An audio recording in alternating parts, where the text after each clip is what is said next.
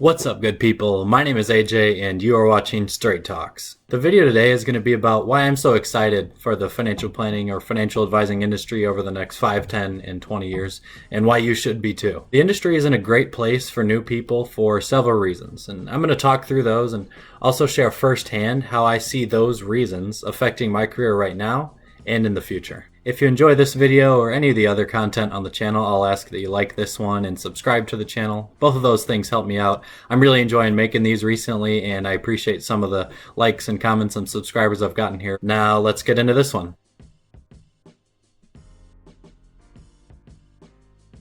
An older advisor shared this point with me once at a conference, and it was very exciting and motivating at the time, and it still is for me here today. I don't know if these numbers are perfectly accurate, so don't hold me to them, but I think they illustrate well this important point. This gentleman mentioned to me that in 1980, which was the year that he passed the Series 7 licensing exam to offer investment advice in the United States, there were 20,000 people to pass the exam that year. Since back then, the Series 7 exam required a company sponsor just to sit for the exam, you can pretty safely assume that that meant 20,000 people were joining the industry. The year that I passed the Series 7 exam, which was 2016, saw, from what I heard, about 800 people pass the exam and about 800 people join the financial advice industry. There is just far less interest in being a financial advisor today than there was in being a broker in 1980. Now, I have no idea why this would be, other than maybe in 1980 everyone wanted to feel like they were a trader on Wall Street or something, and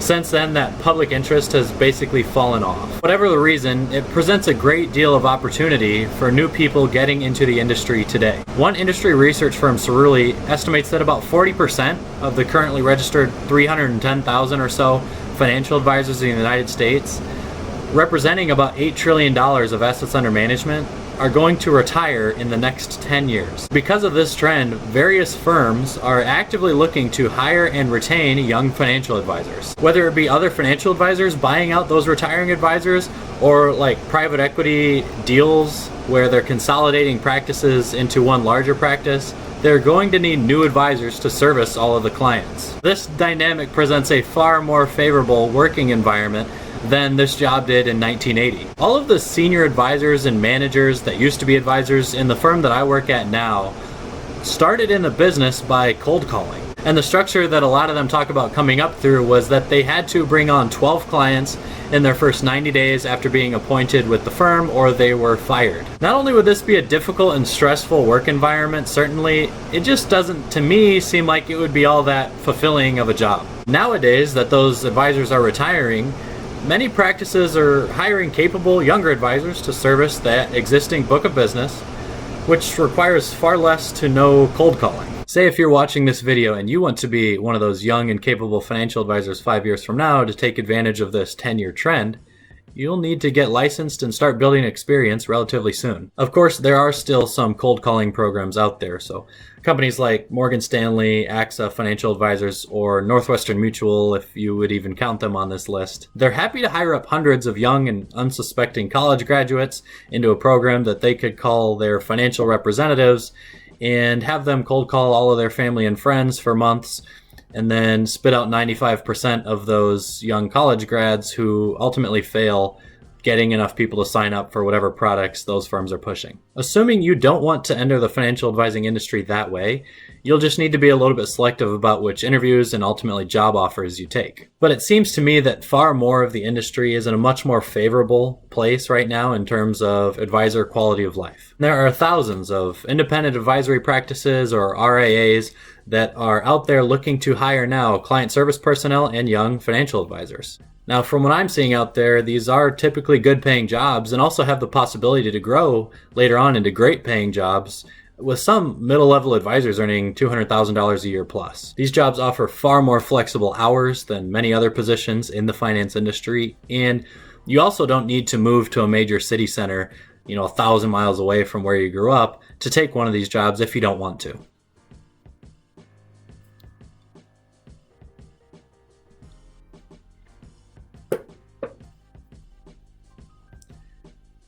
If you've seen any of my other videos, you probably know that I'm working in the financial advice industry right now. That also means that you are probably subscribed to this channel, so thank you for that. If you have seen some of my other videos but you're not subscribed to the channel, what are you doing?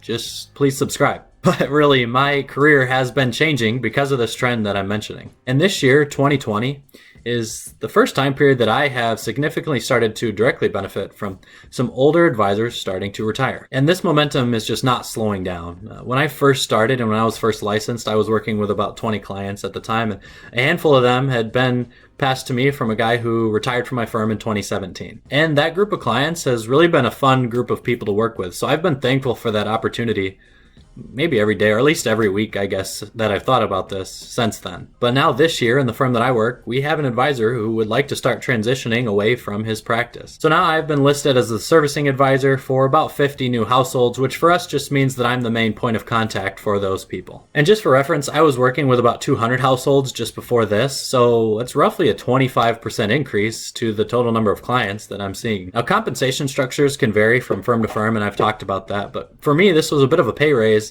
And if the client's investment performance is strong in the coming years from those 50 reassigned clients, I can expect to earn more and more from my work with them. Again, this is just one example of one advisor that is starting to transition into retirement. But over the next 5 years, we have 2 or 3 advisors internally who are going to be retiring. The real opportunity, though, comes from when the firm that you work for starts to acquire more and more businesses from other partnered advisors or owners of other firms who are starting to call it quits. So where I'm at now, we currently have 8 succession agreements in place. A succession agreement is a document that a financial advisor, or any other business owner for that matter, will sign along with another financial advisor or business owner that kind of says, hey, I'd like to give you sort of a first bids at buying my business when I decide to sell it. Along with those 8 succession agreements, I know that one of the partners of the firm that I work at now is actively talking with 4 or 5 other whole practices who may be looking to sell their businesses in the next 5 to 10 years. And some of those businesses are more substantial in size than those of the currently signed 8 succession agreements. Short of having a crystal ball, it does look like that the firm that I work in now will probably be increasing at least our assets under management by about 2 to 3 times over the coming 5 to 10 years. And this growth is not uncommon. Because so many advisors are retiring, there are groups in every part of the country that are quickly expanding right now, and they are going to need new advisors on board to work with the clients. Just to be clear, I don't want to make this sound like some simple thing that everyone can take advantage of where you get hired into an entry-level position and then start making a bunch of money because the old owners quit. You really need to be good at your job to be assigned to and start working with hundreds of clients. You need to be personable for one, but you need to know exactly what you're talking about in these meetings with clients when you're building their financial plans and making recommendations to them. It takes some time to build up the academic background and the experience needed to be able to do this. I'm just here to make the point that the work environment now is far more favorable than 40 years ago when you had to cold call 100 people every day just to try to put some pasta on the table that night for your 16 kids. But if you hit the like button on this video, you actually will be guaranteed to land a huge job and just start raking in the money. If you are someone who is planning on getting into the industry, or if you're on the fence about potentially getting in, I encourage you to drop any questions you have for me in the comment section down here below, or just drop me an email. There are no stupid questions, so when it comes to something you haven't done before, don't worry about it, and I'm happy to answer them. One of the best parts of my job is the work-life balance. Specifically, I only work about 40 to 50 hours per week in an average week, and I get more vacation time than I care to use, and the general feel within the office is a high level of respect for your time in your personal life. This is partly just due to the fact that I work with good people, but it also says something about the private wealth management or financial advising industry in general. If you want to do something like credit research or equity research or work at any type of a buy-side fund or especially investment banking, you're just going to run into far less favorable, meaning more, hours. Many of those jobs I just mentioned work 60 or more hours per week, with investment banking being notorious for like 80 or more hours a week on average. Totally understand why some people would want to hold those jobs. I mean, you can earn a lot of money now, and they also set you up really well for a very successful career later down the line. For me, I just didn't want to be a part of anything that feels more like the job is your life, rather than the job being something to provide an income for you to live your life how you want. With that difference in philosophy, it's just another reason why I think the financial advising industry is a cool place to be today. And don't get me wrong, you can earn a pretty huge income as a financial advisor. I talked about this in more detail in my How Much Do Financial Advisors Make video, so check that one out too. Basically, many people, once you have 5 or 10 years of experience, earn well into the 6 figures, with some of the partners of the biggest firms earning $1 million or millions of dollars every year. And that's in cash too, which is great. Because it's not stock bonuses like a lot of the Wall Street firms will want to pay you with. Again, if you have any questions on this topic or about the financial advice industry in general, feel free to leave them in the comments on this video down below or drop me an email. And thanks for watching.